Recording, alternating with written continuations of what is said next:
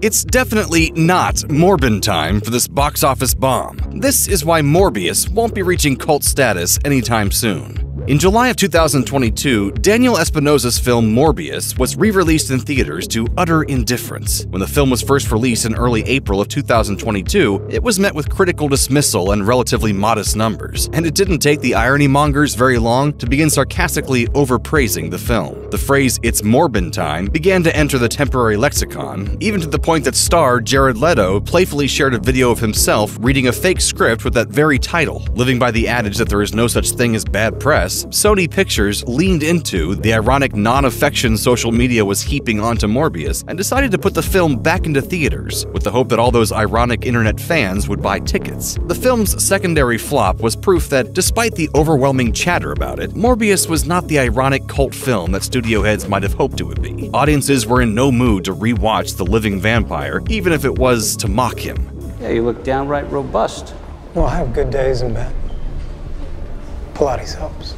The lesson here is simple. Cult films cannot be forced. They must happen organically. Take Paul Verhoeven's Showgirls, one of 1995's more notorious bombs. A big-budget, oversexed showbiz story, Showgirls told the story of a dancer as she attempted to rise to stardom through the Las Vegas strip show world. The film was bloated, expensive, and, despite its copious nudity, not at all sexy. It bombed horribly and attracted the attention of the notorious Golden Raspberry Awards as one of the worst movies of the year. Not long after Showgirls ended its first run in theaters, MGM tried to pull off a Morbius and hoped to capitalize on the film's infamy by putting it back in theaters as a campy, ironic classic. The advertising shifted to a kitschier leopard print motif, and the studio attempted to roll with its immediate reputation as a movie so bad it was good. In Los Angeles, it was booked as a midnight movie. After all that, Showgirls tanked a second time. It took many years of reconsideration and repeated analysis of Showgirls before audiences came to understand how strange, campy, queer, and enjoyably terrible the picture actually was. The studio's re-release of Showgirls didn't bolster its reputation as a camp classic. It was the film's fans that did it. Only after the culture had generally shifted over the course of a decade did special edition DVDs of the movie finally begin to sell. It's worth noting that both Morbius and Showgirls have looked at Jim Sharman's 1975 musical, The Rocky Horror Picture Show, as a model of success. Rocky Horror, against all odds, remains the unchallenged queen of the midnight movie set, attracting large crowds of curious teens and aging weirdos for decades. That film's mixture of music, oddness, celebrity, over-the-top performances, and aggressive queerness allowed it to gain a permanent toehold in the pop consciousness. It has become its own scene, a movement unto itself. Over the years, several films have attempted to sell themselves as prepackaged cult movies, as the next Rocky Horror. They never paused to realize that, well, we already have a Rocky Horror, and the feeling that film captured isn't easy to reproduce. Whether we're talking about a deliberately campy film or a movie that tried to take itself so seriously that it ended up being campy and goofy, it's clear that cult appeal cannot be manufactured. The distributors of Morbius were operating on the false assumption that an aggressive ad campaign could simply conjure a cult response out of thin air. Rocky Horror didn't set out to be a cult hit. It happened because people started to respond to it and just never stopped. Cult films gain traction among their followers typically because they are, somehow, a little off-center. They either need to be made by a weird person, or they need to possess an element of fascinating failure. The filmmakers sought to make something genuine and entertaining, but made so many bad, unusual decisions that the finished product comes out looking like a total mess. That's how you get things like Showgirls, for example. Morbius had the potential to be of the latter camp. The irony is, unfortunately, that Morbius is almost too competent.